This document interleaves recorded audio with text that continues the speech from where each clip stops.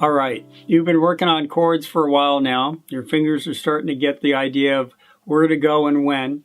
So we're going to take it up to this next level here. We're going to deal with chord transitions, going from one chord to another.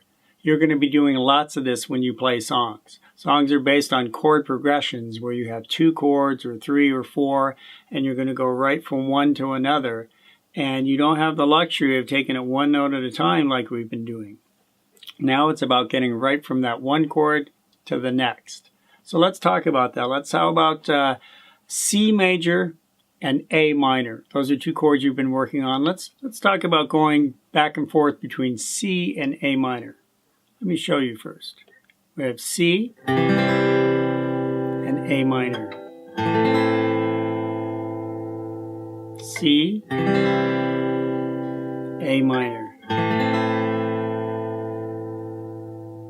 Okay, so I was just going back and forth. It's about going from C to A minor, from A minor to C. Now I picked a pretty basic one here because you might have noticed that as I went from C to A minor, that my second finger and my first finger stayed right on the strings, right on the fretboard. I did not have to move them. The only finger they had to move was the third finger.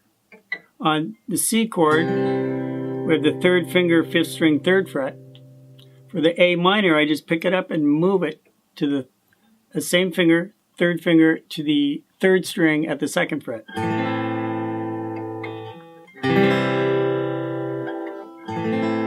So we're going to call these common fingers. The 2nd finger and the 1st finger are common in both the C major chord and the A minor chord.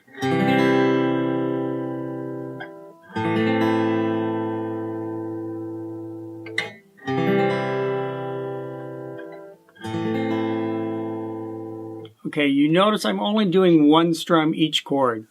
So we want to kind of work up to the point where we're playing them in time and doing it in a way you'll be doing when you play songs. This again is kind of more like an exercise as we work our way getting up to that level. So we're just going to do 1 strum each. And that way you'll actually get more practice in than if we're doing it in time. And there's a big pause.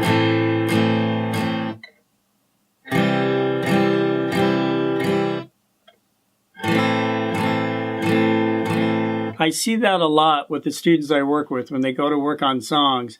They have the chord down and everything's fine until they have to make the transition, and then everything comes to a grinding halt. They move the fingers and then they start back up again. And that's not a very good habit to develop. It'll make learning songs take longer. So we're just going to do 1 strum each chord, and I'll show you a handful of chord combinations to work with, and then your fingers will start to get the idea. So here's C, A minor, C, A minor. So just sit with that, go back and forth, as many times as you can, and your fingers will start to get the idea of the transition. Let's do another one. Let's use the same chord from the first one. We're going to use A minor, and we're going to go to an E major chord. So again, just 1 strum each.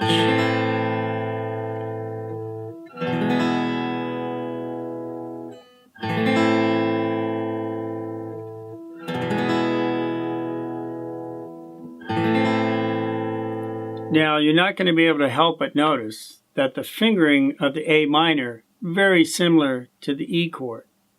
It's the same fingers, and they're staying at the same frets, but they're on a different set of strings. A minor, we have the 2nd finger on the 4th string, 3rd finger on the 3rd string, and the 1st finger on the 2nd string. And we just pick that whole shape up and move it right on over. Now with the E, the 2nd finger has gone to the 5th string, 3rd finger has gone to the 4th string, and the 1st finger has gone to the 3rd string. Another thing you want to pay attention to is that the A minor has 5 strings in it and the E has 6. So with your right hand with the pick, make sure you're strumming the correct amount of strings. A minor is 5, E is 6. A minor 5, E is 6.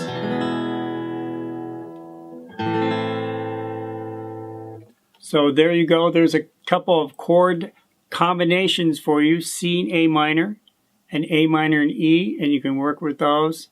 You'll find your fingers will develop very quickly in getting from one chord to another smoothly and cleanly.